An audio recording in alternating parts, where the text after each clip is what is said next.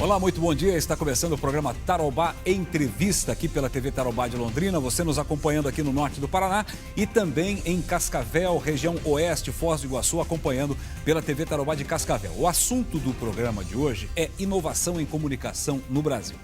Este foi, inclusive, o tema de uma tese de doutorado do jornalista, doutor em comunicação, Lucas Vieira de Araújo, que é o nosso convidado para participar do programa. Lucas, bom dia, prazer em te receber aqui. Bom dia, Fernando, é uma grande satisfação estar aqui também. Muito obrigado pela tua presença e a tua pesquisa interessantíssima, né? Inovação em comunicação no Brasil, conceitos, desafios e oportunidades. Quando que você começou esse trabalho, né? Onde você foi buscar essa fonte e o que você conseguiu constatar nessa pesquisa?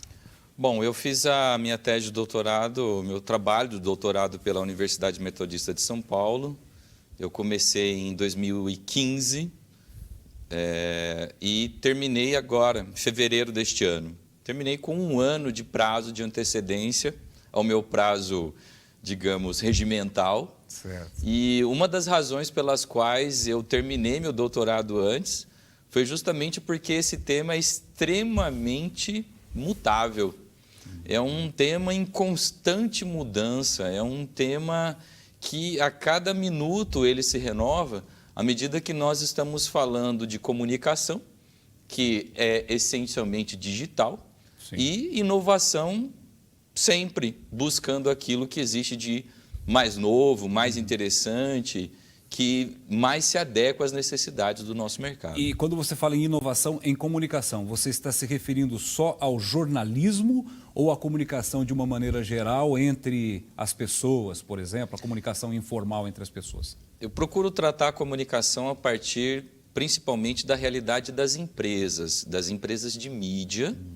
Né? Então, entre as organizações que fizeram parte do meu trabalho estão as empresas de mídia, que usam a comunicação como ferramenta essencial do trabalho diário dela, mas eu procurei também ampliar um pouco o meu horizonte de estudo e abrangir também as startups. Certo. Por quê? Porque acreditamos que as startups são fontes importantes de inovação. Só que além de tratar das startups, das empresas de mídia, eu procurei também avaliar a questão do ecossistema de inovação. Isto é, as entidades e organizações que contribuem, que trabalham, que atuam para que a inovação aconteça no dia a dia. Então, em decorrência disso, o meu trabalho também abrangeu os fundos de investimento, que são empresas que aportam capital em inovação, e também organizações de fomento, como, por exemplo, associações, entidades de classe, que buscam, de alguma maneira, contribuir para que a inovação se realize. E para entender esse mundo, para entender essa linguagem, né? Para que caminhos que você teve que aprofundar, ou que setores você teve que aprofundar?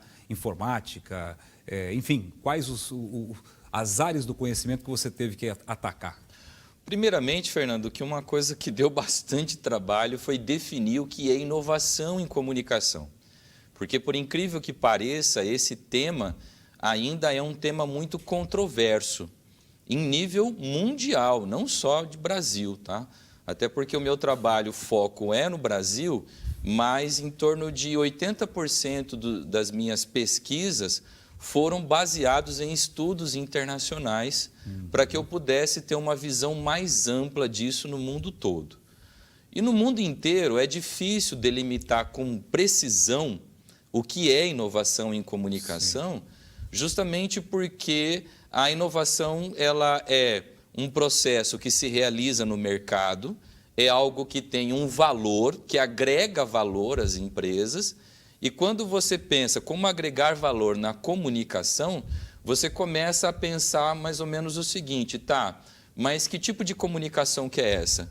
Aí cai nessa discussão que você falou. É uma comunicação das empresas de mídia? É uma comunicação feita via rede social? Exato. É uma comunicação feita por organizações não governamentais? Sim. Então eu comecei a tratar diversas coisas.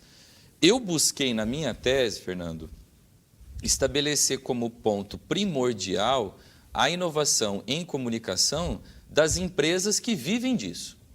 Ou seja, que tem a comunicação como ferramenta básica do seu negócio. Então, eu não trabalhei com organizações não governamentais, eu não trabalhei com entidades sem fins lucrativos, porque eu busquei pensar em mudanças, em inovações, nessas empresas que precisam da inovação para se manter relevantes no mercado. Perfeito. E aí, quando eu cheguei nesse ponto, eu comecei a pesquisar e a tentar entender um pouco melhor esse mundo e acabei chegando na comunicação digital, que é a comunicação que hoje predomina no mundo. Só que a comunicação digital, ao contrário do que se imagina, não é só a comunicação feita pela internet.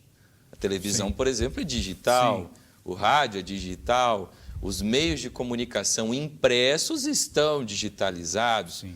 Então, essa comunicação digital ela abrange um universo bastante grande. Não é só a plataforma, né? Vamos dizer assim. Então, Exato. Todo mundo está numa plataforma online hoje, né? Quem era impresso foi para o online digital, quem era analógico e assim por diante. Bom, e nesse meio aí, nesse mundo, você descobriu também a chamada fake news. Sim. Né? Você aprofundou o estudo sobre isso, que hoje é um verdadeiro, eu diria até um câncer na comunicação, né? Sim. Que é todo mundo publica o que quer, porque antes, com a regulamentação dos veículos de comunicação, os veículos de comunicação fazem comunicação, jornalismo, com ética, com critério, com técnica.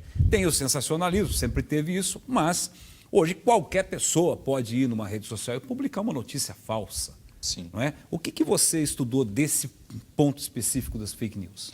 Quando eu comecei a estudar a inovação em comunicação, eu caí nesse universo digital e acabei também me deparando com as máquinas. O que são as máquinas? São os robôs, são os softwares, os dispositivos eletrônicos que produzem e distribuem comunicação, informação, notícia. Certo. E como você acabou de dizer, infelizmente, as fake news hoje elas estão muito presentes no universo da comunicação, muito presentes.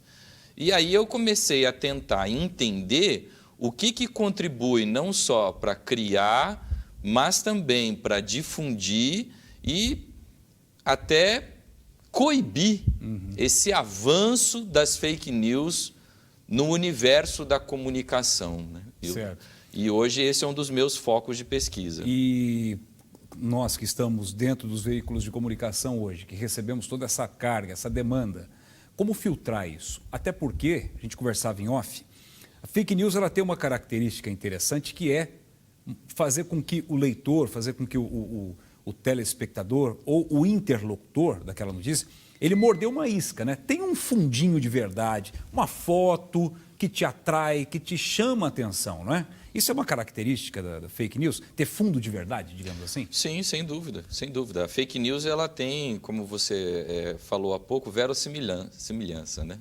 Ela se parece com uma notícia de fato, ela se utiliza de algumas técnicas jornalísticas para dar a impressão de que ela é verdadeira. É que nem roupa falsa, né? Ela parece, ela é bonitinha, mas é ordinária. Ela é ordinária. E é difícil, muitas vezes, separar o joio do trigo. Esse é que é o problema. Esse é o X da questão, Fernando. E no teu trabalho você discute isso, a proliferação disso, destruindo, digamos, reputações, destruindo nomes? Sim, sem dúvida, porque hoje uma das necessidades dos meios de comunicação, quando a gente fala de inovação, startups, novas empresas, novos negócios, uma das necessidades é justamente combater a fake news, porque a fake news vem reduzindo a confiança das pessoas nos meios de comunicação. Exatamente. Então, à medida que ela reduz a confiança das pessoas, ela também prejudica os meios de comunicação, porque as pessoas muitas vezes não percebem que as fake news não estão vinculadas aos meios de comunicação. Hoje existe uma redução nos níveis de credibilidade da imprensa, entre outras razões, em decorrência da fake news. Mas por quê? Porque as pessoas não fazem um julgamento apropriado e não se dão conta de que as fake news são um problema que não diz respeito à atuação dos meios de comunicação.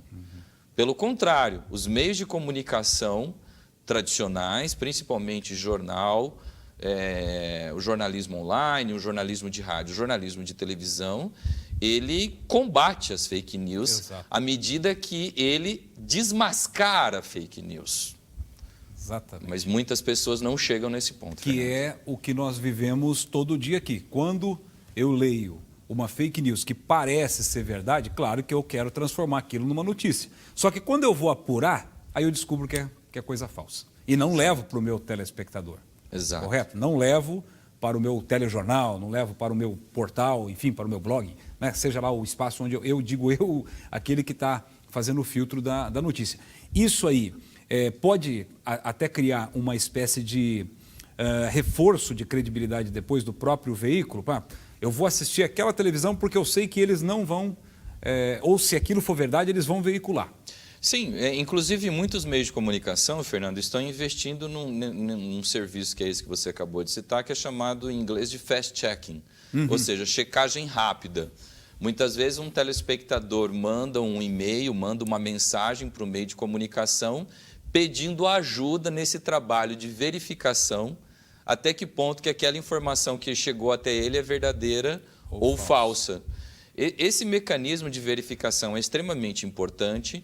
Mas tem um detalhe, Fernando, os meios de comunicação não conseguem dar conta da avalanche de notícias falsas que circulam no ambiente digital, principalmente por redes sociais digitais e motores de busca. Eu conheço pessoas que abandonaram determinadas redes sociais. Vou citar aqui, tem gente que não tem mais Facebook ou não tem mais, né?